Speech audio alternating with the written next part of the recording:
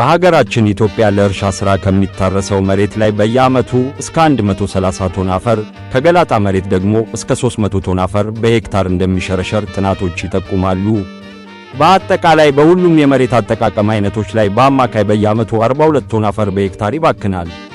ይህ ከፍተኛ የመሬት መሸርሸር ከሚታይባቸው አካባቢዎች መካከል የጊቤ ከበላ ተፋሰስ አንዱ ነው። ጊቤ ከበላ ተፋሰስ በኦሮሚያ ብሔራዊ ክልላዊ መንግሥት በጅማ ዞን ነዲ ጊቤ ወረዳ ውስጥ ይገኛል። ተፋሰሱ ከአዲስ አበባ በደቡብ ምዕራብ አቅጣጫ 303 ኪሎ ሜትር እንዲሁም ከጅማ ከተማ በስተ ምስራቅ 65 ኪሎ ሜትር ርቀት ላይ ይገኛል። የጊቤ ከበላ ተፋሰስ በኦሞ ጊቤ ተፋሰስ በላይኛው የጊቤ የውሃ መያዣ ስር የሚገኝ ሲሆን በአቦ፣ ደቻ ነዲ፣ ቀጄሎና ዲምቱ ከተማ የተባሉ 4 ቀበሌዎችን ያቅፋል።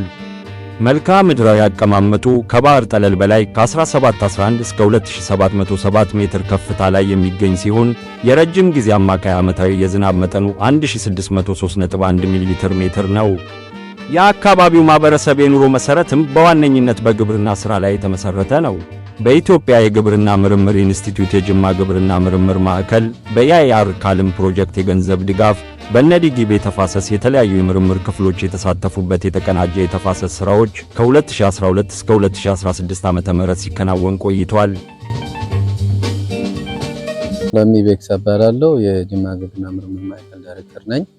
እንግዲህ እንደምታወቀው የጅማ ግብርና ምርምር ማዕከል ላለፉት 55 ዓመታት የተለያዩ ቴክኖሎጂዎችን በማፍለቅ በማላመድ በማባዛትና በማሰራጨት ከፍተኛ ስራዎችን ሲሰራ ቆይቷል። ጅማ ግብርና ምርምር ማዕከል በደቡብ ምዕራብ ኢትዮጵያ ላይ ትኩረት በማድረግ ከፍተኛ ስራዎችን ይሰራል። በነዲ ጊቤ ወረዳ ላይ ጅማ ዞን ላለፉት 4 ዓመታት ካልም በሚባል ፕሮጀክት በርካታ ስራዎችን ሰርቷል። እነዚህም እንግዲህ ወረዳው አንደኛ አካባቢው የወረዳው አቀማመጥ ጋር ተያይዞ ከፍተኛ የአፈር መሸርሸር ያለበት እንዲሁም ደግሞ የአፈር አሲዳማነት ከፍተኛ የሆነበት አካባቢ እንደመሆኑ መጠን መጀመሪያ አካባቢ ይሄ ፕሮጀክት ሲመጣ ምንድነው እዛ አካባቢ መሰራት ያለበት ወይም ደግሞ ኢንተርቬንሽን ምን ያስፈልጋል በሚል የዳሰሳ ጥናት ነው የተደረገው። ከሚመለከታቸው አርሶ አደሮች ጋር ባለድርሻ አካላት ጋር ውይይት ከተደረገ በኋላ ያንን ጥናት መሰረት በማድረግ የተለያዩ ኢንተርቬንሽን ስራዎች ተሰርቷል። ከነዚህም እንግዲህ አንደኛ የአፈር አሲዳማነትን ሊቀንሱ የሚችሉ ቴክኖሎጂዎችን ወደዛ አካባቢ መውሰድ ነው። በዚህም በርካታ ስራዎች በርካታ ቴክኖሎጂዎችን በማቅረብ ምናልባትም ለምሳሌ የኖራ በማቅረብ አርሶ አደር እንዴት የአፈር አሲዳማነትን መቀነስ የሚችልበት ዘዴዎችን በማስተማር በርካታ ስራዎች ካለፉት 4 ዓመታት ተሰርተዋል። የምርምር ማዕከሉ ሥራዎችን በተፋሰሱ ከመጀመሩ በፊት በነዲ ጊቤ ወረዳ በአራቱም ቀበሌዎች 2 ዋና ዋና የዳሰሳ ጥናቶችን አከናውነዋል። አንደኛ የማህበራዊና ኢኮኖሚያዊ ጥናት 191 አባወራዎች የተሳተፉበት ሲሆን የአርሶ አደሮች የእርሻ ዘዴ፣ ተግዳሮቶችና መልካም አጋጣሚዎች ተለይተዋል። በዚህም ቅድሚያ የሚሰጣቸው ችግሮች ተለይተዋል። ሁለተኛ የስነ ሕይወታዊና ቁሳዊ ወይም ባዮፊዚካል ጥናት ሲሆን የአፈር ናሙና በመውሰድ የአፈር አይነቶችንና የንጥረ ነገሮችን ይዘት የመለየት ሥራ ተሰርቷል። በተጨማሪም የመሬት አቀማመጥ፣ የደን ሽፋን፣ የዱር እንስሳትና የመሬት አጠቃቀም ሁኔታዎች ተጠንተዋል። የጥናቱ ውጤት እንደሚያመለክተው 57.78% የአፈር መታጠብ፣ 53.83% ደግሞ የአፈር ለምነት መቀነስ ዋነኛ ችግሮች መሆናቸው ተለይተዋል። በተጨማሪም የከብት መኖ እጥረት፣ የተሻሻሉ የሰብል ዝርያዎች አለመኖርና የግብርና ግብዓቶች እጥረት በዋነኝነት ተለይተዋል። ለእነዚህ ችግሮች መፍትሄ የሚሆኑ 23 የምርምር ሥራዎች በ6 ዘርፎች ተከፍለው ተግባራዊ ተደርገዋል። ለአርሶ አደሮችም የንድፈ ሐሳብና የተግባር ስልጠናዎች፣ የመስክ ቀናትና የቴክኖሎጂ ማስተዋወቅ ሥራዎች በስፋት ተከናውነዋል። በተፋሰሱ ከተሰሩ ሥራዎች መካከል ዘርፈ ብዙ ጠቀሜታ ያላቸውን የዛፍ ዝርያዎች በችግኝ ጣቢያ በማባዛት ማሰራጨት አንዱ ነበር። የደን ሽፋኑን ለመጨመርና የአፈር መሸርሸርን ለመቀነስ ሀገር በቀል የደን ዛፎች፣ ፍራፍሬና የሳር አይነቶችን ጨምሮ ከ11 በላይ ዝርያዎች በ5 የማህበረሰብ ችግኝ ጣቢያዎች ማዘጋጀት ተችሏል። በዚህም 165826 በላይ ችግኞች ተዘጋጅተው በተፋሰሱ ተተክለዋል። ከተፋሰሱ የመሬት አቀማመጥ ሁኔታ፣ አካባቢው ከሚያገኘው የዝናብ መጠንና የአርሶ አደሮች ጥንቃቄ የጎደለው የመሬት አጠቃቀም በአንድ ላይ ተደምሮ በአካባቢው ላይ ከፍተኛ የመሬት መሸርሸር ችግር ይስተዋል ነበር። የአፈር መሸርሸር የተለያዩ ደረጃዎች ሲኖሩት የመቦርበር ደረጃ ላይ ሲደርስ በምርት ላይ ብቻ ሳይሆን በመሰረተ ልማትና በሰውና በእንስሳት ሕይወት ላይም ጉዳት ያደርሳል። ስሜ ለታ ኃይሉ እባላለሁ። በጅማ ግብርና ምርምር ማዕከል የተቀናጀ የተፋሰስ አያያዝ ተመራማሪ ነኝ። አሁን የምንገኝበት ቦታ በጅማ ዞን ነዲ ጊቤ ወረዳ በጊቤ ከበላ ተፋሰስ ውስጥ በሼህ ከማል ማሳ ላይ ነው። በአጠቃላይ የአፈር መታጠብ ወይም መሸርሸር የተለያዩ ደረጃዎች ሲኖሩት በጊዜ ካልተያዘ ወደ መቦርቦር ደረጃ ያድጋል።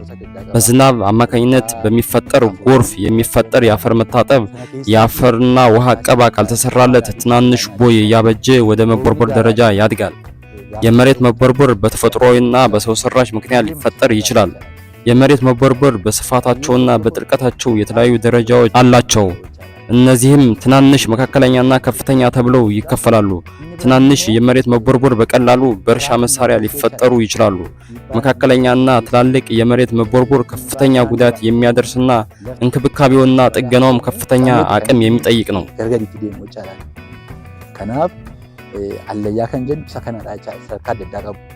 የምርምር ማዕከሉ ይህንን ለመፍታት አርሶ አደሮች የአካባቢውን ቁሳቁስ በመጠቀም የአፈር መሸርሸርን የሚከላከሉባቸውን ቴክኖሎጂዎች አስተዋውቋል።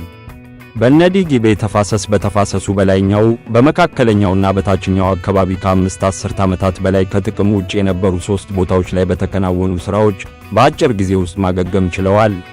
የተጎዱ ቦታዎችም ከበፊቱ ጋር ሲነጻጸር ከ33.30 ሜትር ኪዩብ እስከ 60.94 ሜትር ኪዩብ መሻሻል አሳይተዋል።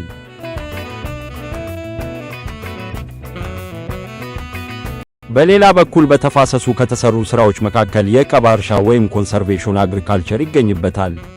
የአፈር መሸርሸርና የካርበን ልቀትን ለመቀነስ የእርሻ ድግግሞሽ መጠንን መቀነስ፣ የሰብል ቅሬታ አካልትን ወይም ስብርባሪ እስከ 30% ድረስ ማሳ ላይ ማስቀረት፣ በየዓመቱ የተለዩ የሰብል አይነቶችን አፈራርቆ መዝራትና የአፈር ለምነትን የሚጨምሩ እንደ አኩሪ አተር፣ ባቄላና የመሳሰሉ የጥራጥሬ ሰብሎችን መዝራት ይመከራል።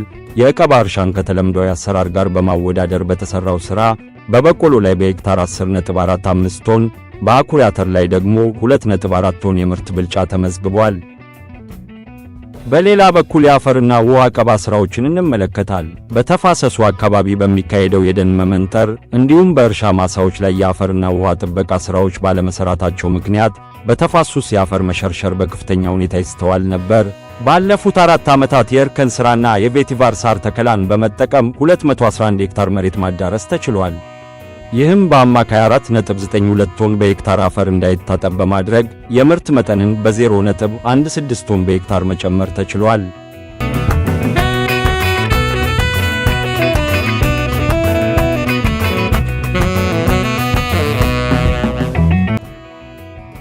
በሌላ በኩል የደንና የእርሻ ጥምር ግብርና ወይም አግሮፎረስትሪ እንመለከታለን። የደንና የእርሻ ጥምር ግብርና ወይም አግሮፎረስትሪ የአየር ንብረት ለውጥን በመቋቋምና ብዝሃ ሕይወትን በመጠበቅ የምግብ ዋስትናን ለማረጋገጥ የሚያስችል የእርሻ ዘዴ ነው። መረጃዎች እንደሚጠቁሙት የደንና የእርሻ ጥምር ግብርና ብዙ መቶ ዓመታትን ያስቆጠረ የአርሶ አደሮች አገር በቀል ዕውቀት እንደሆነ ይነገራል። በተፋሰሱ አካባቢ የሚኖሩ አርሶ አደሮች የሚጠቀሙት የእርሻ ዘዴ አርሶ አደሩ ምርትና ምርታማነት ላይ ችግር ከማስከተሉም በተጨማሪ በአካባቢው ስነ ምህዳር ላይ የሚያመጣ ጉዳትና ለአየር ንብረት ለውጥ የሚያበረክተው አስተዋጽኦ የጎላ ነው። ይህንን ችግር ለመፍታት ቡናን መሰረት ያደረገ የደንና የእርሻ ጥምር ግብርና ወይም አግሮፎረስት በተፋሰሱ ውስጥ በሚገኙ 5 አርሶ አደሮች ላይ በተሰራው የግንዛቤ ማስጨበጫና የማስተዋወቅ ሥራ ከ40 በላይ በሚሆኑ የአርሶ አደር ማሳዎች ላይ ሥራውን ማስፋፋት ተችሏል።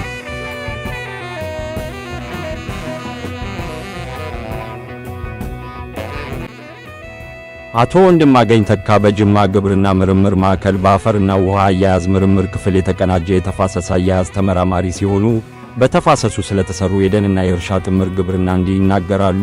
ቃንኮ ወንድማገኝ ተካን ጀዳማ ይርቱ ቆረኖ ቆነ ጅማት ቆረታ ኢንቴግሬትድ ወተርሼድ ማናጅመንት ዮካን ሱሉለ ሚሶም ሱሉለ ቅንዳዋቲ ቴክኖሎጂን ኩኒ ኮፊ ቤዝድ አግሮፎረስተሪ ጀዳማ ኮፊ ቤዝድ አግሮፎረስተሪ ዮካንሞ misooma agroforesterii bunaatiin jidduu galeeffate jechuudha.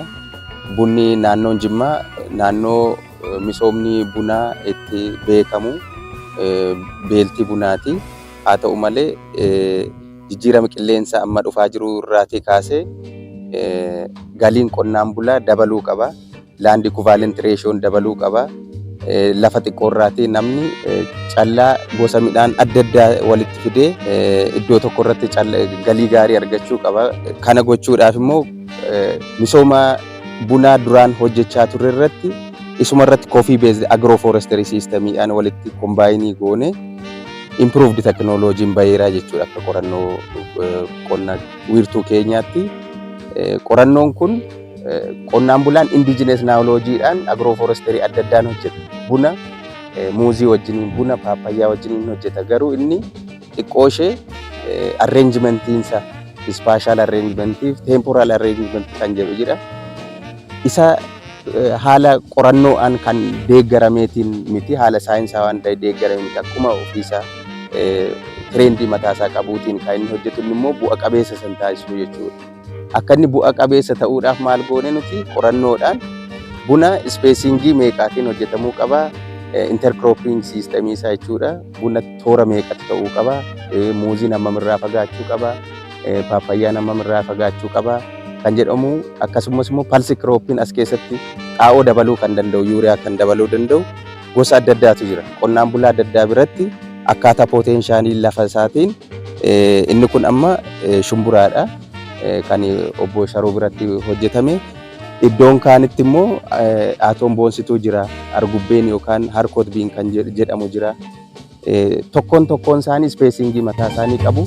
Yeroo kophaatti sool kirooppii ta'anii hojjetamanii fi yeroo interkirooppii ta'an siistama kana keessatti arreenjimentii mataa isaanii qabu jechuudha. Akkaataa kanatti bu'a qabeessa akka inni ta'uu danda'u. Qonnaan bulaan bu'a qabeessummaa isaa dabaluudhaaf maaliif wanta lama jijjiirama qilleensaa miidhaa jijjiiramni qilleensaa fidu qolachuudhaaf wanta lamaanitti deemamuu qaba. Tokkoffaa mitigation strategy kan jedhamu jira. Kan biraa adaptation strategy tu jira. Adaptationiin galiin qonnaan bulaa yoo dabale namni miidhaan jijjiiramni qilleensaa fidu qolachuu danda'a ofirraati.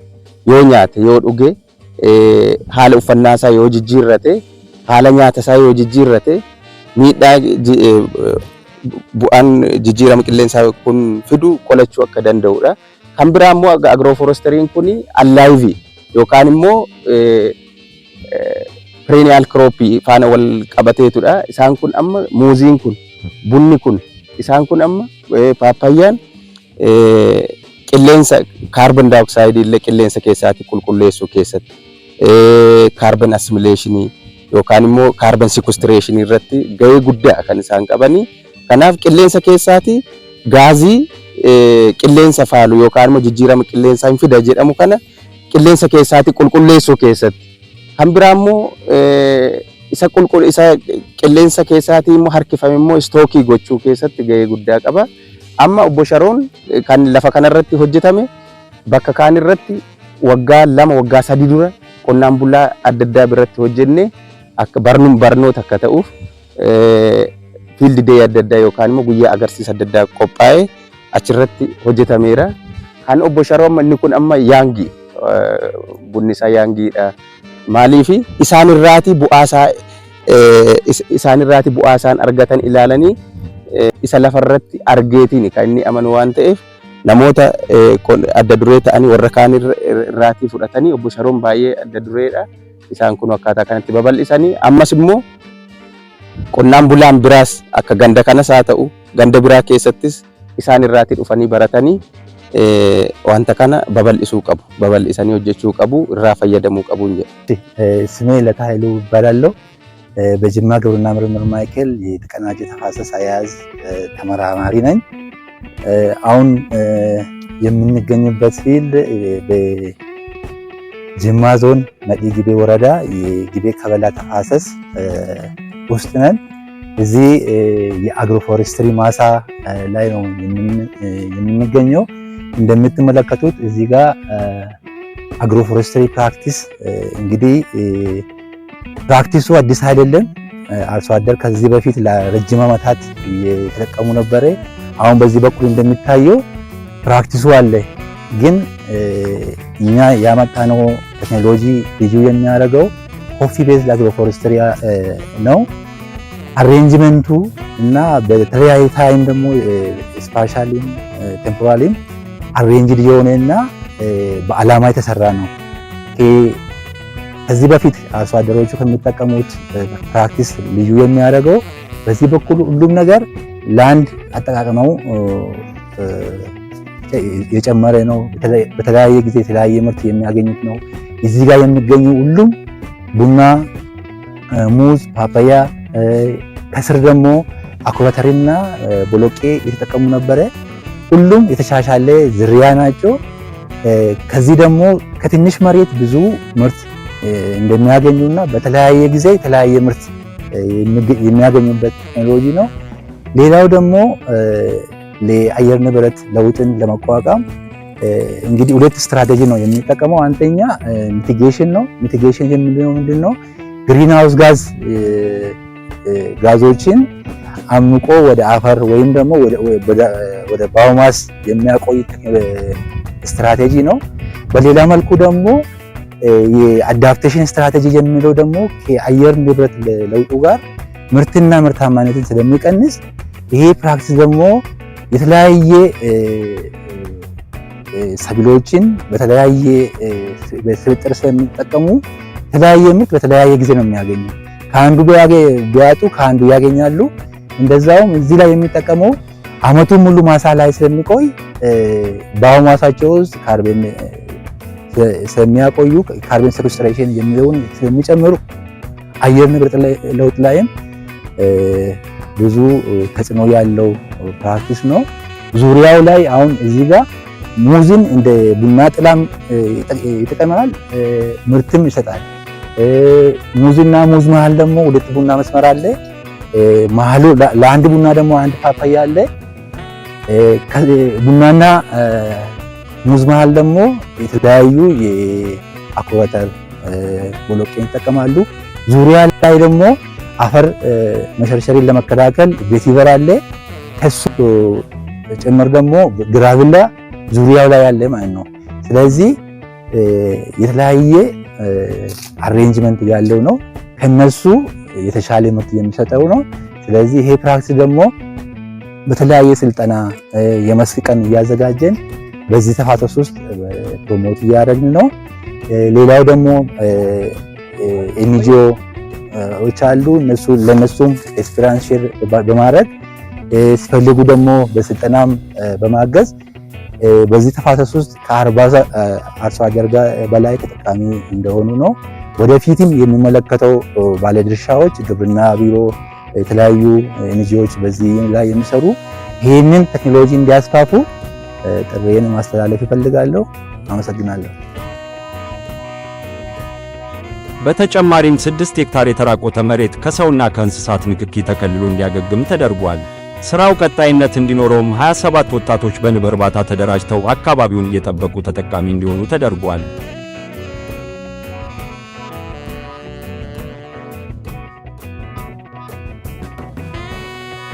ባንኮ አሚን ማሙክ ከድሪን ጀደማ ዱረባ ወልዳ ከበላ ወልዳ ከበላ ኢጃረም ነው መዲግ ደመታኔ እጂ ከጀመረ ጀራ ስሜ አሚን መሐመድ ከድር እባላለሁ። የድቻ ነዲ ቀበሌ ነዋሪና የጊቤ ከባላ ተፋሰስ የንብ እርባታ ማህበር ሊቀመንበር ነኝ። ይህ ቦታ በየዓመቱ በጎርፍ እየተሸረሸረ በከፍተኛ ሁኔታ እየተበላሸ የነበር ሲሆን አሁን የጅማ ግብርና ምርምር ማዕከል ባደረገልን ድጋፍ መሬቱ እንደገና እንዲያገግም በመስራት ላይ እንገኛለን። ይህ ቦታ ታጥሮ ከሰውና ከእንስሳት ንክኪ ነፃ እንዲሆን ከተደረገ በኋላ በውስጡ የመሬት መሸርሸርን ሊከላከል የሚችል የችግኝ ተከላ ስራ ተሰርቷል። በመሆኑም አሁን እንደምታዩት መሬቱ አገግሞ በፊት የጠፋው ሳር ተመልሶ ጫካ በመሆን ላይ ይገኛል። በዚህ የመልሶ ማልማት ሂደት ውስጥ ተመልሶ ከበቀለው ጫካ በንብ እርባታ ስራ ተጠቃሚ እንድንሆን በማሰብ የጅማ ግብርና ምርምር ማዕከል ዘመናዊ ቀፎዎችንና የተለያዩ ከቀፎ ጋር የተያዙ ግብዓቶችን በነፃ በመስጠት የንብ ጋጣ በመስራት በማህበር እንድንደራጅ በማድረግ እንዲሁም በተለያዩ ጊዜያት አስፈላጊውን ስልጠና በመስጠት የማር ማምረት ስራን ራዕይ ሰንቀን ጉዞ ጀምረናል። በተጨማሪም ካገኘነው ልምድና ተሞክሮ በመነሳት ይህን ማህበር አጠናክረን ዶሮ የማርባት ስራ፣ ችግኝ የማፍላት ስራ በመስራት ተጠናክረን ሰርተን ህይወታችንን ለመቀየር እንደምንችል ተስፋ እናደርጋለን። በደር ገረሬን ሳይድ አሜር ኮንኬሲ ደማዳ ስለ ተሰገኘልልን ወራጅነት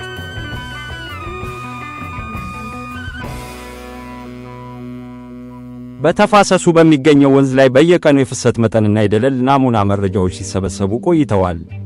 መረጃው እንደሚያመለክተው የተከናወኑ የአፈርና ውሃ የጥበቃ ስራዎች በወንዙ በኩል የሚወጣውን የደለል መጠን በከፍተኛ ሁኔታ መቀነሱን ያሳያል።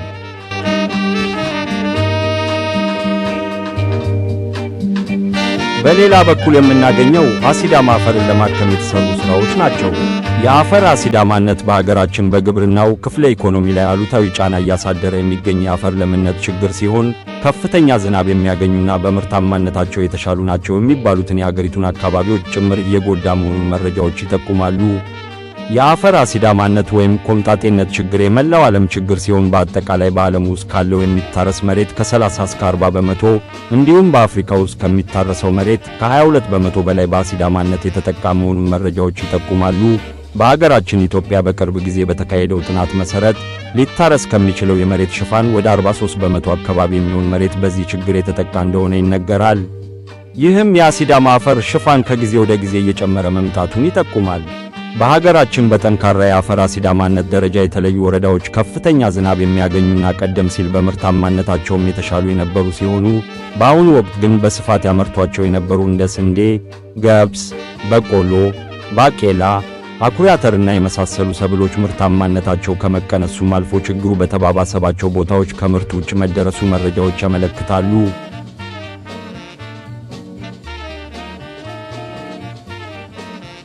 በጊቤ ከበላ ተፋሰስ አካባቢ ከሚኖሩ አርሶ አደሮች ጋር ፕሮጀክቱ ስራውን ከመጀመሩ በፊት በተደረገው ውይይት የእርሻ ማሳቸው በአፈር አሲዳማነት በከፍተኛ ደረጃ የተጎዳ መሆኑን ገልጸዋል። ይህም ችግር የእርሻ መሬታቸውን ለምነት በእጅጉ እየቀነሰባቸው በመምጣቱ የምርት መጠናቸውና ምርታማነታቸው ከጊዜ ወደ ጊዜ እየቀነሰ መምጣቱን ይናገራሉ። የጅማ ግብርና ምርምር ማዕከልም የአርሶ አደሩን ችግሮች ከለየ በኋላ ለችግሩ መፍትሄ የሚሆኑ ቴክኖሎጂዎችን በመለየት በኢአይአር ካልም ፕሮጀክት የበጀት ድጋፍ 3 ቴክኖሎጂዎችን ላለፉት 4 ዓመታት በ4 ቀበሌዎች ላይ የማስተዋወቅ ሥራ ተሰርቷል። እነዚህም ቴክኖሎጂዎችም አንደኛ የኖራ ቴክኖሎጂ አጠቃቀም በበቆሎ ማሳ፣ ሁለተኛ የኖራና የተፈጥሮ ማዳበሪያ አጠቃቀም ቴክኖሎጂ በበቆሎ ማሳ፣ ሶስተኛ የኖራና ቨርሚ ኮምፖስት ማዳበሪያ ቴክኖሎጂ በአኩሪ አተር ማሳ ላይ ይጠቀሳሉ።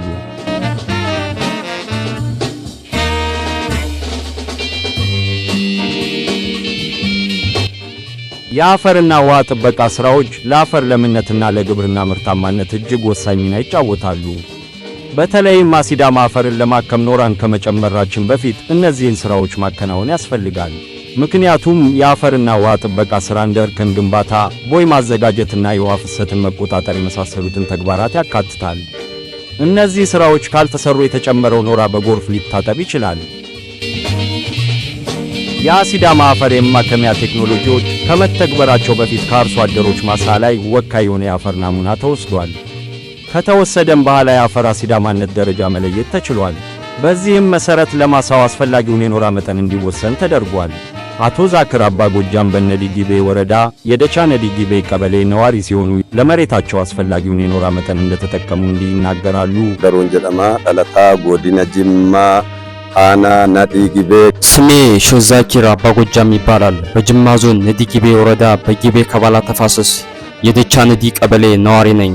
በመጀመሪያ የጅማ ግብርና ምርምር ማዕከል እኛ ጋር መጥተው አወያይተውናል። መሬታችን በተፈጥሮ ቀይ አፈር ሲሆን እጅግ በጣም በአሲዳማነት እየተጎዳ ነው።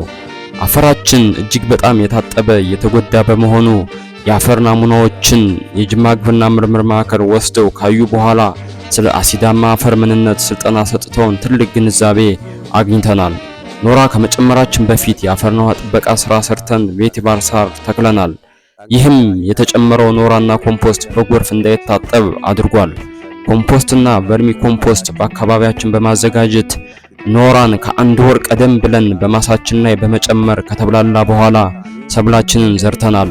ለግንዛቤ እንዲረዳን ኖራና ቨርሚ ኮምፖስት የተጨመረበትንና ያልተጨመረበትን ሰብል ጎን ለጎን ዘርተናል። በመጨረሻም ሰብሉ ከደረሰ በኋላ ኖራና ቨርሚ ኮምፖስት የተጨመረበት ማሳ ከፍተኛ የምርት ልዩነት እንዳሳየም ተመልክተናል። ስለዚህ የጅማ ግብርና ምርምር ማዕከልን በጣም እናመሰግናለን። ሌሎች አርሶ አደሮችም ኖራና ቨርሚ ኮምፖስትን እንዲጠቀሙ ከኛ ስራ ከፍተኛ ልምድ አግኝተዋል። ቨርሚ ኮምፖስት ይተፈየደሙ ባዬ ኑራሌ ከተምሰኤን የሚፈየደሙ ትጅራ እንጀዳ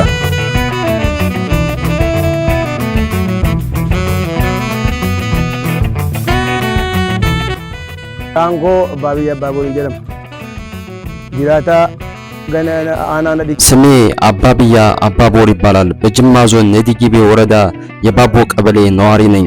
የጅማ ግብርና ምርምር ማዕከል ሰራተኞች በክላስተር አደራጅተውን አስፈላጊውን ስልጠና ሰጥተውናል። መሬታችን በጣም በአሲዳማነት የተጎዳ በመሆኑ በቅድሚያ የሚጨመረው ኖራ እንዳይታጠብ እርከን ሰርተናል። በመቀጠልም ኖራና የበቆሎ ዘር አምጥተውልን እኛ ደግሞ ኮምፖስት አዘጋጅተን የበቆሎ ሰብል በማሳችን ላይ ዘርተናል። ኖራና ኮምፖስት የተጨመረበት መሬት ከፍተኛ የምርት ልዩነት መኖሩንም ተመልክቻለሁ።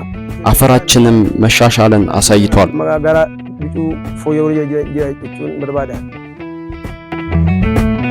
አርሶ አደሮች በኩታ ገጠም ከተደራጁ በኋላ የኖራና የዘር አቅርቦት በፕሮጀክቱ በኩል ድጋፍ ተደርጎላቸዋል። ላለፉት 4 ዓመታት በአጠቃላይ 1684 ኩንታል ኖራ፣ 35 ኩንታል የበቆሎ ምርጥ ዘር እንዲሁም 13 ኩንታል የአኩሪ አተር ዘር ለአርሶ አደሮች ድጋፍ ተደርጓል።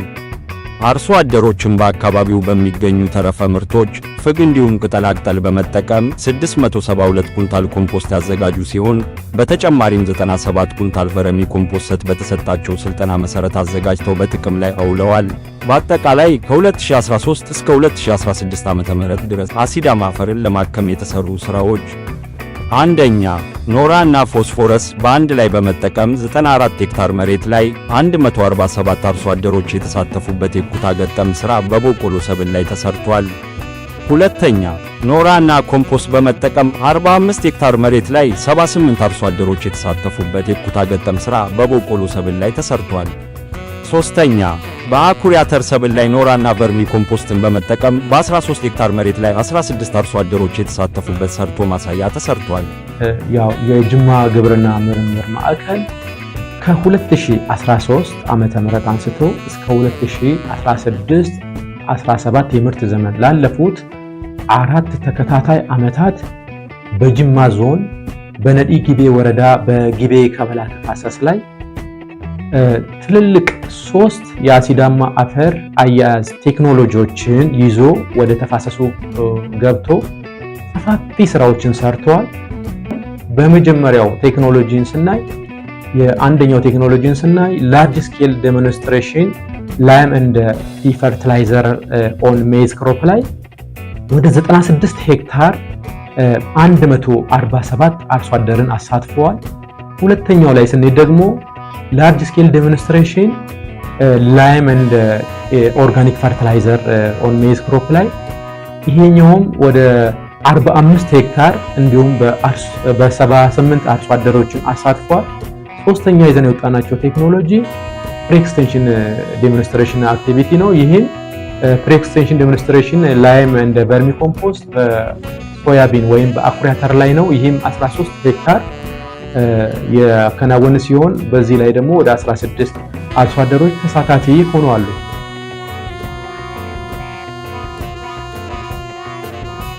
በሌላ በኩል የአፈር ለምነትን ለመጨመር የተሰሩ ስራዎችን እንመለከታለን።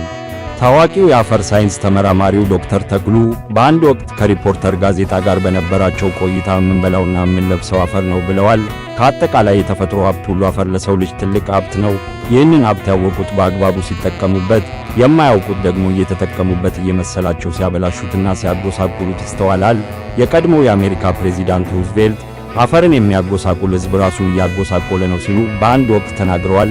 ኢትዮጵያ ውስጥ እየሆነ ያለው ይኸው ነው። ይህም ለከፍተኛ የአፈር ለምነት መሟጠጥ ችግር እያጋለጠ ይገኛል።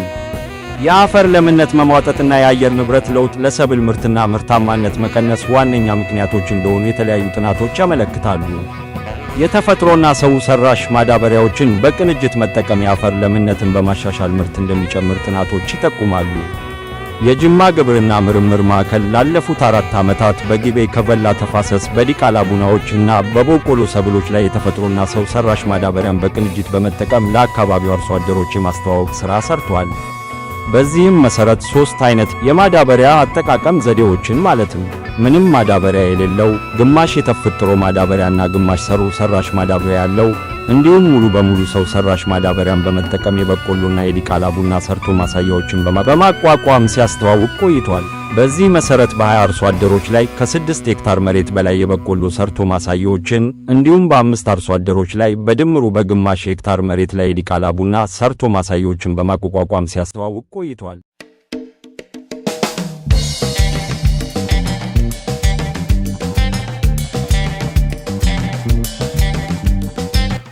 Bancaan jedhama.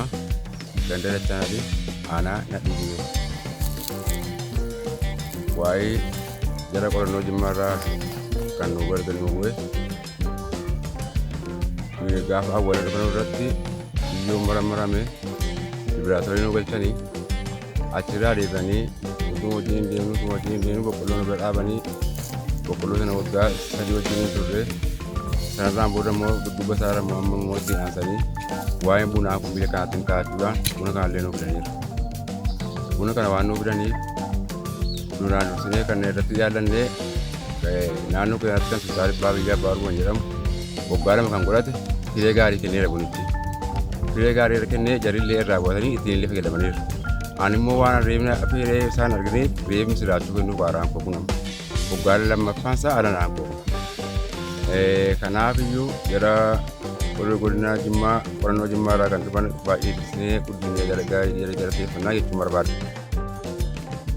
በተፋሰሱ ከተከናወኑ አበይት ሥራዎች መካከል የቨርሚ ኮምፖስት ዝግጅትና አጠቃቀም አንዱ ነበር። ስለ ቨርሚ ቴክኖሎጂ ሲነሳ ታዋቂው የዝግመተ ለውጥ ወይም የኤቮሉሽን ቲዮሪ አቀንቃኝ ቻርልስ ዳርዊን ስም ቀድሞ ይጠቀሳል።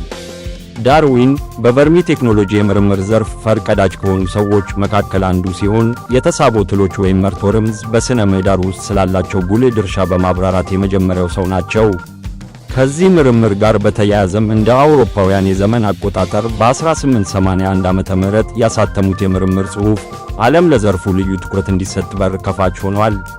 ወደ ሀገራችን ኢትዮጵያ የቨርሚ ቴክኖሎጂ የገባው በኢትዮጵያ ግብርና ምርምር ኢንስቲትዩት በአምቦ ግብርና ምርምር ማዕከል አማካኝነት እንደሆነ ይነገራል። የጅማ ግብርና ምርምር ማዕከልም ይህንን ቴክኖሎጂ በነዲ ጊቤ ወረዳ በተፋሰሱ በሚገኙ 4 ቀበሌዎች ተግባራዊ አድርጓል። በዚህም በድምሩ በ48 አርሶ አደሮች ላይ የቨርሚ ኮምፖስት ሰርቶ ማሳያዎችን ማቋቋም ተችሏል። ለሰርቶ ማሳያው ተሳታፊ ለነበሩ አርሶ አደሮችም በድምሩ 112 ኪሎ ግራም የቨርሚ ትልና 20 የቨርሚ ሳጥኖች ተሰራጭተዋል። የቨርሚ ቴክኖሎጂ በዘላቂነት እንዲቀጥል ለማድረግ ወጣቶችንና ሴቶችን በማደራጀት ቨርሚ ኮምፖስትን በስፋት እንዲያመርቱና ለገበያ በማቅረብ ወደ ቢዝነስ እንዲገቡ የማድረግ ሥራ በትኩረት እየተሰራ ይገኛል። የቴክኖሎጂው ተጠቃሚም እንዲህ ይናገራሉ። ሸዛክሪ አባ ጎጀም አባ ገሮን ጀደማ አለታ ጎዲነ ጅማ አና ነዲ ጊቤ ገንዳ ዳቻ ነዲ ሱሉላ ጊቤ ፊ ከበላ ኬሰ ጅራና ናኖ ከነረት ጀቹ ኮቲ ሱሉላ ጊቤ ፊ ከበላ ከነ የዱ ጅራና የዱ ገሌሰ ቆራኖ ጅማ የዱ ቆሬንሰ ቆራኖ ጅማ ሂንገለቶን ፈና ጀሪ አችራ ዱፈኒ ቫርሚ ኮምፖስቲ ከና አካ ኢቲ ሆጀን ኑ በርሲሱዳፍ ሳጠኒ ኑ ተካ ዋይ ቫርሚ ኮምፖስቲ ህንደግኑ ሳጠኒ ከና ኑ ፊደኒ ድረቡአኒ ኑ ሃሶብሲሰኒ ፋይዳሳ ኑ በርሲሰኒ ሌንጂ ኑ ከነኒ ኤርጋ ሌንጂ ኑ ከነኒ ካኒ ሳጠኒ ከና ኑ ፊደኒ ሳጠኒ ፊ ወረቀታማ ሲን አርጊታን ከና ኑ ፊደኒ ሰነቦደ ቫርሚ ኮምፖስቲ መስጣጠባ ጉርጉዳ ላማ አከሲት ማናከኛ ካኑ ፊደኒ። በሌላ በኩል የአርሶ አደሮችን የኑሮ ዘዴ ለማሻሻል የተሰሩ ስራዎች እንመለከታለን። በነዲ ጊቤ ተፋሰስ ከተከናወኑ ተግባራት መካከል የምግብ ዋስትናን ለማረጋገጥ የተሻሻሉ የሥራ ስር ሰብል ቴክኖሎጂዎችን የማስተዋወቅ ሥራ አንዱ ነበር። የወረዳው አርሶ አደሮች በዓመታዊ የአዝርዕት ሰብሎች ላይ ብቻ ጥገኞች እንዳይሆኑና የአየር ንብረት ለውጥ የሚያስከትለውን ጫና መቋቋም እንዲችሉ ላለፉት 4 ዓመታት እንደ ብርቱካናማ ስኳር ድንች፣ ቦደሬና በርበሬ ያሉ ሰብሎች ሲተዋወቁ ቆይተዋል። እነዚህ ሰብሎች በጠባብ መሬት ከፍተኛ ምርት የሚሰጡና በጓሮ አካባቢ ሊመረቱ የሚችሉ በመሆናቸው በተለይ ለሴት አርሶ አደሮች ልዩ ትኩረት ተሰጥቶባቸዋል።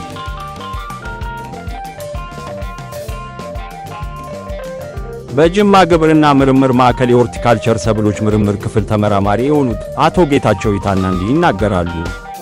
ስሜ ጌታቸው ይታና እባላለሁ። በሆርቲካልቸር ምርምር ክፍል የሆርቲካልቸር ሰብሎች ተመራማሪ ነኝ። ከተፈጥሮ ሀብት ጋር ብዙ ቴክኖሎጂን ወደዚህ ከብዙ ቴክኖሎጂ ከምንሰራው ቴክኖሎጂ ከብዙ ቴክኖሎጂ የተወሰኑ ቴክኖሎጂን ለማስገባት ሞክረናል። ከነዚህ ውስጥ አንድ በርበሬ አስገብተናል። የተሻሻሉ የበርበሬ ዝርያዎችን ማራቆፋናና ኦዳጊቤ የሚባሉት ሁለት የተሻሻሉ የበርበሬ ዝርያዎችን አስገብተን ከአርሶ አደሩ ጋር በማወዳደር አርሶ አደሩ አይቶ መርጧል። ከዛ በተጨማሪ ከስራ ስር ሰብሎች ሁለት የስራ ስር ሰብሎችን አስገብተናል። እነሱም ኦሬንጅ ፍሌሽ ስዊት ፖቴቶ ብርቱካናማ የስኳር ድንች በቫይታሚን የበለጸጉ ስኳር ድንቾችን 3 ዝርያዎች አስገብተናል። በተጨማሪ ጎደሬንም አስገብተናል። ስኳር ድንች 3 ዝርያዎችን አስገብተናል። አላሙራ፣ ዲላና ናስፖ 12 የሚባል ነው። ሶስቱም አርሶ አደሮች አይቷል። ሁለተኛ ዓመቱ ነው እየተሰራ ያለው። ያው አርሶ አደሩ ለምዷል። በስፋትም ተሰራጭቷል አርሶ አደሩ። እነኚህ ደግሞ ያው ስራ ስር ሰብሎች ጎደሬም ሆነ ስኳር ድንች የክላይሜት ቼንጅ ሚቲጌት ለማድረግ ከፍተኛ ሚና ይጫወታሉ። የቫይታሚን ኤ እጥረት በኢትዮጵያ ውስጥ በተለይም በሕፃናትና በነፍሰ ጡር እናቶች ላይ የሚስተዋል ዋነኛ የጤና ችግር እንደሆነ ጥናቶች ያመለክታሉ። ይህንን ችግር ለመቅረፍ የምርምር ማዕከሉ ድርቅና በሽታን ተቋቁመው የተሻለ ምርት የሚሰጡ እንዲሁም በስነ ምግብ ይዘታቸው የበለጸጉ የስኳር ድንች ዝርያዎችን ሲያስተዋውቅ ቆይቷል። ስኳር ድንች በአነስተኛ ማሳ ላይ ከፍተኛ ምርት የሚሰጥና የስነ ምግብ ይዘቱ የላቀ በመሆኑ ተመራጭ ሰብል ነው። በዚህም መሰረት ማዕከሉ በተፋሰሱ ለሚገኙ አርሶ አደሮች 3 የተሻሻሉ ዝርያዎችን ማለትም አላሙራ፣ ናስፖት 12 እና ዲላ የተባሉ ዝርያዎችን አስተዋውቋል። በአጠቃላይ 14 አርሶ አደሮች በብርቱካናማ ስኳር ድንች ሰርቶ ማሳያ ላይ የተሳተፉ ሲሆን በድምሩ በ0.6 ሄክታር መሬት ላይ ቴክኖሎጂውን ማስተዋወቅ ተችሏል። ጎደሬ በሰው ልጅ የሥነ ምግብ ታሪክ ውስጥ ከቀደምቶቹ ተርታ የሚሰለፍ ሰብል ነው። መነሻውን ከምስራቅ ህንድ፣ ኔፓልና ባንግላዴሽ አድርጎ ከመላው እስያ እስከ አፍሪካ ከአውሮፓ እስከ አሜሪካ ያዳረሰ ድንቅ ሰብል ነው። ጎደሬ በደረቅም ሆነ በረግረጋማ መሬት መብቀል መቻሉና ለጤና ያለው ፋይዳ በዓለም አቀፍ ደረጃ ተመራጭ አድርጎታል። በወረዳው ቀደም ሲል አርሶ አደሮች የተሻሻሉ የጎደሬ ዝርያዎች እጥረት ነበረባቸው። ይህንን ለመፍታት ሙሉ 04 እና ኪያ የተባሉ 2 የጎደሬ ዝርያዎችን ማስተዋወቅ ተችሏል። እነዚህ ዝርያዎች በሄክታር ከ32 እስከ 34 ቶን ምርት የመስጠት አቅም አላቸው። እነዚህ የጎደሬ ዝርያዎች ዝቅተኛ የአፈር ለምነት ባላቸው ቦታዎች ላይ ምርት መስጠት የሚችሉና ድርቅን የመቋቋም አቅማቸው ከፍተኛ ነው።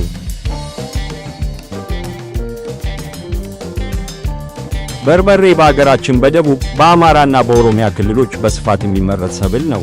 በነዲዲቤ ወረዳም በርበሬ ለምግብነት ብቻ ሳይሆን ለአርሶ አደሮች ዋነኛ የገቢ ምንጭ ነው። በ2013 ዓመተ ምህረት የተደረገው የዳሰሳ ጥናት አርሶ አደሮች የተሻሻሉ ቴክኖሎጂዎችን እንደማይጠቀሙ በማሳየቱ ላለፉት 4 ዓመታት የተሻሻሉ የበርበሬ ዝርያዎችን የማስተዋወቅ ሥራ ተሰርቷል። በዚህም ማረቆፋና፣ ኦዳጊቤና ኦዳሃሮ የተባሉ 3 ዝርያዎችን በ10 የአርሶ አደር ማሳ ላይ ማስተዋወቅ ተችሏል። እነዚህ ዝርያዎች በሄክታር ከ1.27 እስከ 1.82 ቶን ምርት የመስጠት አቅም አላቸው። ከቴክኖሎጂ ማስተዋወቅ ሥራ በተጨማሪ ስለ ጎደሬና ስኳር ድንች የምግብ አዘገጃጀት ለአርሶ አደሮችና ለግብርና ባለሙያዎች ስልጠና ተሰጥቷል። በስልጠናውም ብርቱካናማ ስኳር ድንችን ከተለያዩ ሰብሎች ጋር በመቀላቀል የተመጣጠነ ምግብ እንዴት ማዘጋጀት እንደሚቻል ግንዛቤ መፍጠር ተችሏል።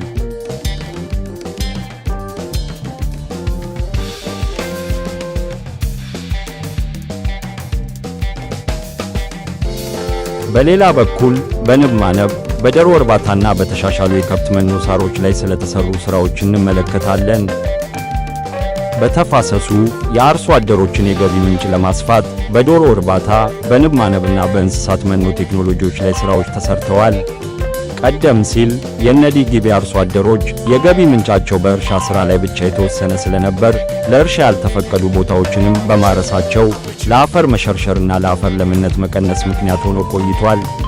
ይህንን ችግር ለመቅረፍ የገቢ ምንጫቸውን የሚያሰፉባቸውን እንደ ንብ ማነብና የዶሮ እርባታ ቴክኖሎጂዎችን የማስተዋወቅ ሥራ ተሰርቷል።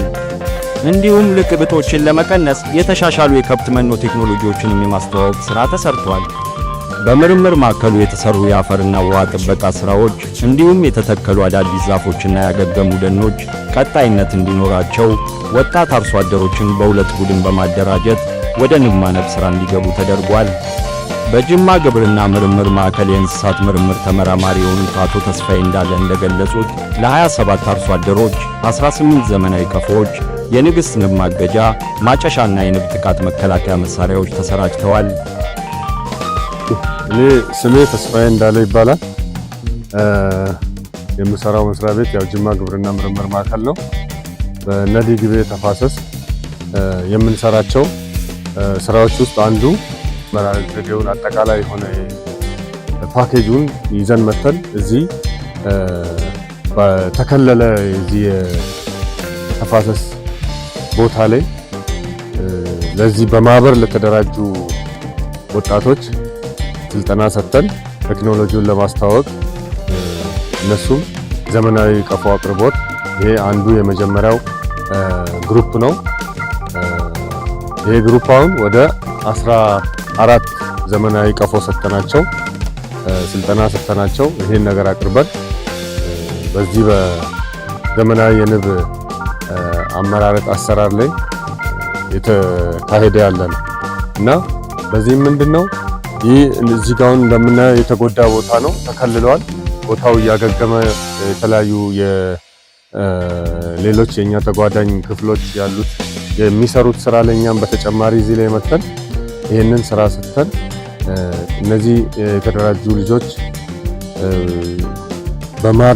ማርን ማምረት እንደሚችሉ እዚህ አካባቢ አሁን በአመት 2 ጊዜ ነበር የሚሰበስቡት ሂዳር አካባቢና ወደ ሰኔ ግንቦት መጨረሻ አካባቢ የሚያረጉትን አሁን የግራዋ ማር በዚህ ሰዓት አሁን እያመረቱ ጥቅም ወደ ማግኘት የተሸጋገሩበት ሁኔታ ነው ያለው። ወደ 20 የሚሆኑ በዚህ ግሩፕ ውስጥ አሉ የተደራጁ ወጣቶች ያንን የንብ ስልጠና ወስደው ይህንን ስራ አጠቃላይ ከንብ ጋጣ ጀምሮ ከዚህ ከጉንዳን መከላከል ከተለያዩ ከጠላት እንዴት አድርገው ምርትና ምርታማነትን በዚህ በተሻሻለው አሰራር እንደሚሰሩ እንትን አድርገው በተግባር የታየበት ሁኔታ ያለበት ስለሆነ ይሄ ለሌሎችም ምርጥ ተሞክሮ ነው ያለው። በዚህ መልክ አንዱ ወደ 20 የተደራጁ ወጣቶች ይህንን ስራ እያስኬዱ ይገኛል ማለት ነው። ቅድም አንድ ሌላ እንትኑን አይተናል። ወደዛ ወደ ሌላኛው ግሩፕ እንደዚህ የተከለለ መሬት ላይ የተጎዱ ቦታዎችን እሱንም በማልማት እንደዚሁ ተደራጅተው 7 ሆነው ደግሞ እንደዚህ አይነት ተመሳሳይ ስራዎችን እያስኬዱ ያሉበት ነገር ስለሆነ ስልጠናውን በአግባቡ ወስደው ይህንን ስራ ያው እዚህ ጋር እንደምታዩት የዘመናዊ ቀፎ ነው ያለው። ለዚህ ይህንን የዘመናዊ ቀፎ ማንቢያ ጋጣ ገንብተን የተለያዩ ቀፎ ማስቀመጫዎችን፣ አልጋዎችን፣ ጉንዳን መከላከያ ጣሳዎችን ምናምን ተጠቅመን በቀላሉ ወደ ስራው የገቡበት ሁኔታ እንዳለ ለማሳየት ነው።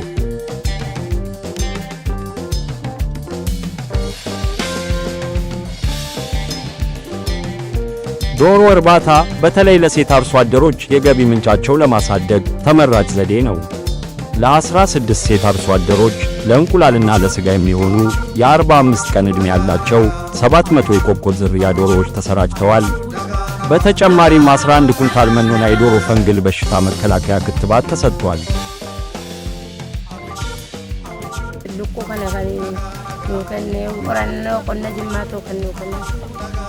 Garuu amma baay'een fayyadeera bareedaadha laanqottee hubannootti arganne nus waamanii nus leenjisanii nus gargaaranii midhaan nyaatasis nuuf fidaranii qodaasis nuuf fidaniiru baay'ee nu gammachiisa kun waan guddaa nu ta'abanii lukkuu jedha durii horsiifanne sana keessatti bakka irra gadhiifnee amma tokko yoo guyyaa hanqaa kubuusaa tokko akkuma kajaawayyoo nu guuttee gara ji'a lamaa caala lafaa ammatti jedhu garuu immoo qabaadhuma siillee dandeenye hin qabne jara kana amma nama beektii nu beektii akka nuyi akka yaada keenyaatti arganne faqoo nu gargaaranii jedhan baay'ee bareedan.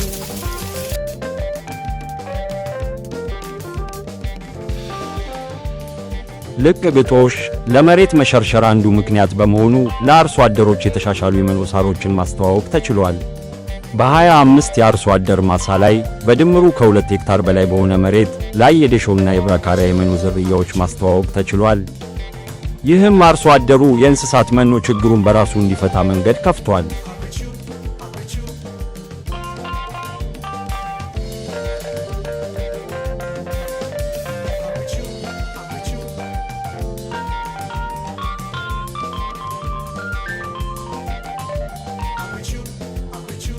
አቶ አብደላ መሐመድ በጅማ ዞን ነዲ ጊቤ ወረዳ ግብርና ጽሕፈት ቤት የተፋሰስ አያያዝና ደን ጥበቃ ቡድን መሪ ሲሆኑ የጅማ ግብርና ምርምር ማዕከል በካልም ፕሮጀክት ድጋፍ ስለሰራቸው ስራዎች እንዲህ ይናገራሉ። ስሜ አብደላ መሐመድ ይባላል። የሥራ ድርሻዬ በነዲ ጊቤ ወረዳ የተፋሰስ አያያዝና ደን ጥበቃ ቡድን መሪ ነኝ። የጊቤ ከባላ ተፋሰስ ለመመረጥ ምክንያት የሆኑ በርካታ የተፈጥሮ ሀብት መራቆት መንስኤና ችግር ስላሉበት ነው። ከመጀመሪያ ስንነሳ የተፈጥሮ ሀብቶች በፊት ምን እንደነበሩ ስንገልጽ ጫካው በጣም ጥቅጥቅ ያለ ነበር። አፈሩም ለም ነበር። ብዙ የዱር አራዊትም ይገኙ ነበር። ከጊዜ በኋላ ግን የአፈር ለምነቱን በከፍተኛ ሁኔታ እየቀነሰና አሲዳማነቱ በከፍተኛ ሁኔታ እየጨመረ ነበር። ይህንን ተፋሰስ ለማልማት እንዲመረጥ ምክንያት የሆነው እነዚህ ችግሮችን ለማሻሻልና ከመሰረቱ ለመቀነስ ነው። ከ2013 ዓ.ም ጀምሮ በተፋሰሱ ውስጥ የአባወራና የማወራ የአባላት ቁጥር ከተለየ በኋላ የግንዛቤና ክህሎት ስልጠና ተሰጥቷል። በርካታ የተቀናጀ የተፋሰስ ልማት ስራዎችም ተሰርተዋል። የጅማ ግብርና ምርምር ማዕከል እዚህ ተፋሰስ ውስጥ በስፋት ቴክኖሎጂዎችን ለማላመድ ለማስተዋወቅና ለማስፋፋት በተለያዩ ጊዜያት ለወረዳና ቀበሌ ባለሙያዎች፣ መስተዳድሮችና አርሶ አደሮች በተለያዩ ጉዳዮች ላይ ስልጠና በመስጠት ቀጥሎም የበቆሎ፣ ቡና፣ የአትክልትና ፍራፍሬ ዘሮች ማለትም የጎደሬ፣ የስኳር ድንች፣ የበርበሬ፣ የሙዝ፣ የፓፓያና የደን ዛፍ ዘሮችን እንዲሁም የማዳበሪያ አቅርቦት፣ የቨርሚ ኮምፖስቶች፣ የቤተ ባርሳ ዘር በማቅረብና በማሰራጨት ሲረዱን ቆይተዋል። ሴቶች በቨርሚ ኮምፖስትና ቨርሚትል ምርት ላይ በመደራጀት መስራት ጀምረዋል። ይህንን ስራ ለሰራልን የጅማ ግብርና ምርምር ማዕከል በጣም እናመሰግናለን። በሌላ በኩል አሚና አባቦሪ በጅማ ዞን በነዲ ጊቤ ወረዳ የዲምቱ ቀበሌ የልማት ሰራተኛ ስትሆን የጅማ ግብርና ምርምር ማዕከል በካልም ፕሮጀክት በቀበሌው ውስጥ ስለሰራቸው ስራዎች እንዲህ ትናገራለች።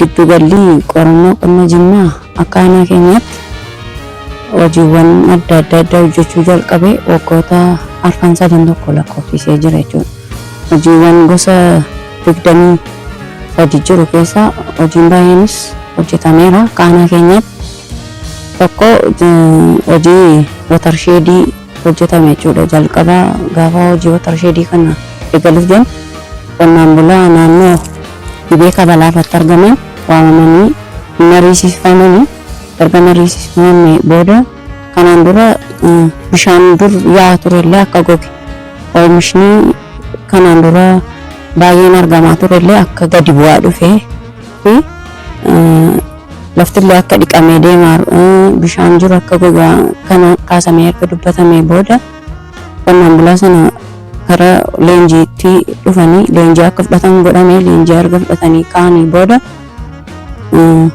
sulula adda baasne sana keessatti sulula Gibee Kabalaa sana keessatti daagaa akka qotan erga daagaan sun qotamee ka'ee booda immoo beetibaariin dhufee akka dhaabbatu godhamee erga daagaan sun qotamee ka'ee booda sanyii boqqolloo sanyii jarri barbaadantu kennameef jechuudha. Sanyii jarri barbaadan sun kennameefi facaasanii yeroo hojiin baayoloojikaalaa ga'u immoo hojjetame jechuudha. Beetibaariin dhufee akkaataa saayinsiidhaan dhaabbatee saantii 20 walirraa fagaatee masmara lama wal jala galee dhaabbatee kanaan booddee hojiidhaan gaggaa'ummaa biyya kutaa hojiidhaan gaggaa'ummaa biyya hojjetamee gaafa inni hojjetamu qonnaan bulaan waamamee mariisifamee booda jarriinis sanyii boqqolloo jechuudha bifa sanyii gosa jarri barbaadantu dhiyaatee fi mooraan dhufee mooraa fayyadamanii mooraa erga fayyadamanii kaanii booda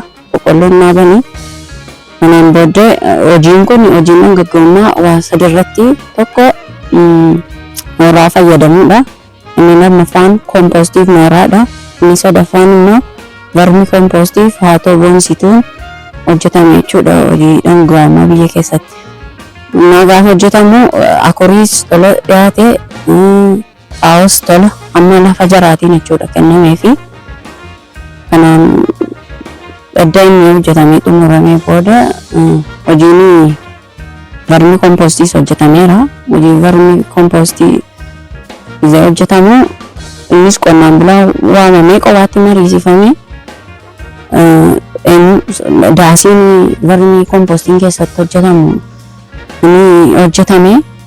Kanaan booda sharaan fidanii musmaara fidanii kan deeggarame jechuudha. Musmaara fidamee sharaan fidamee deeggaramee hojjetanii kaan saaxinillee akka jaraaf qonnaan bultootaaf kennamee hojjetamu fidamee kennameeraaf jechuudha. Karaa kanaatiin kennamee hojjetamee namnillee bakki inni midhaanis ittiin dhaabee jechuudha. Garaagarummaa midhaanii agarsiisee jira jechuudha. Vermi kompoostiidhaaf xaa'oo waliin fayyadamanii jechuudha. Adda addatti hojjetamaa ture. Inni kan biraa hojii hortikaalchariin hojjetameera jechuudha. Akka ganda aanaa keenyaattis innis immoo paappayaan, muuziin, shumburaan kunillee wal keessa makamee kan dhaabbatee namni irraa fayyadamaa ture. Gara biraatiin bunnis dhaabbateera jechuudha. Dura leenjii fudhatanii buna irrattis leenjii fudhatanii booda isuma dhaabbanni kun hojii buufanni biqiltuullee banamee buufata biqiltuu sana irratti sanyiin bunaallee baay'ifamee qonnaan bultootaafis akkaataa saayinsii meetirii 2 walirraa fagaatuun qotamee hojiin gosa 3 achi keessatti hojjetame. Hojiin dhumti misooma sululaa buna sana keessattis hojiin gosti 3 hojjetamee ture keessatti hojjetamee jira. Amma bunni sunis tasbaaniyaan keessa dhaabbatee bifa bareedaarra jira. Inni kan biraa hojii misooma beelladaas gaagurri ammayyaas dhiyaatee lukkuunis dhiyaatee namni itti fayyadamaa jira. Sanyiin nyaata horiillee faca'ee itti fayyadamaa jira jechuudha. Walii galatti carraan kun itti dabalee waggaa jaraa fixanii biraa ba'uu dhiisanii itti fufanii nu wajjin eenyuudhanii nu iyyuu muuxannoo baay'ee irraa fudhannee wajjin yeroo hojjennu muuxannoo baay'ee fudhannee hojjetaa turre. Carraan kun bareedaadha. Itti fufee jechuun barbaada. Galatoomaa. በጊቤ ከበላ ተፋሰስ ላለፉት 4 ዓመታት የተከናወኑት የተቀናጁ የምርምርና የልማት ሥራዎች በርካታ ስኬቶችን አስመዝግበዋል። በተለይም በአፈርና ውሃ ጥበቃ፣ በአፈር ለምነት አያያዝ፣ በአማራጭ የገቢ ማስገኛ ዘዴዎችና በአየር ንብረት ለውጥ ዙሪያ ለአርሶ አደሮችና ለባለድርሻ አካላት ሰፊ የግንዛቤ ማስጨበጫ ሥራዎች ተከናውነዋል። በዚህም መሰረት ላለፉት 4 ዓመታት በአጠቃላይ ለ786 አርሶ አደሮችና ባለድርሻ አካላት የተለያዩ ስልጠናዎች ተሰጥተዋል።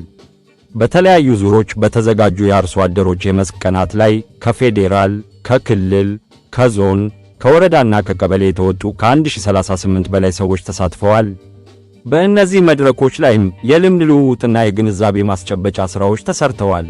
እነዚህ የተቀናጁ የተፋሰስ አያያዝ ቴክኖሎጂዎች ለሰፊው ማህበረሰብ እንዲደርሱ የብዙሃን መገናኛዎችን፣ የማህበራዊ ሚዲያዎችንና የተለያዩ የህትመት ውጤቶችን በመጠቀም በተለያዩ ቋንቋዎች ተደራሽ እንዲሆኑ ተደርጓል። ይህም በተፋሰሱ የተጀመሩ የልማት ሥራዎች ተጠናክረው እንዲቀጥሉና በሌሎች አካባቢዎችም እንዲሰፉ ትልቅ መሠረት ጥሏል። በአርሶ አደር ማሳ ላይ ከተሰሩ ሥራዎች በተጨማሪ የምርምር አቅምን ለማጠናከርም ፕሮጀክቱ የተለያዩ ሥራዎችን ሰርቷል። የምርምር ዘርፉን ለማገዝና ለማዘመን በምርምር ማዕከሉ ውስጥ የላቦራቶሪ ቁሳቁሶችና የኬሚካል ግዢ ተፈጽሟል። የቨርሚ ኮምፖስት ማምረቻ ጣቢያዎችንም ማጠናከር ተችሏል። ከዚህም በተጨማሪ የቢሮ ጥገና ሥራዎችም ተከናውነዋል።